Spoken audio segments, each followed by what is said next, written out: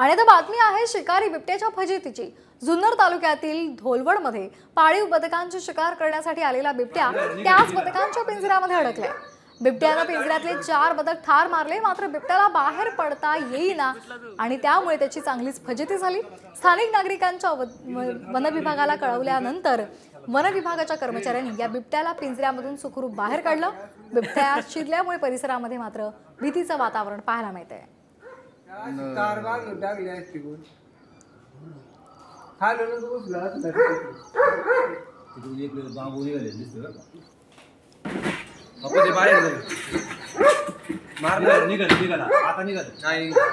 Double जाळी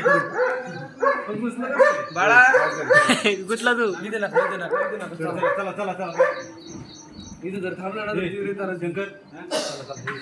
शिकारीला आलेला बिबटा हा त्या बदकांच्याच पिंजऱ्यामध्ये अडकला।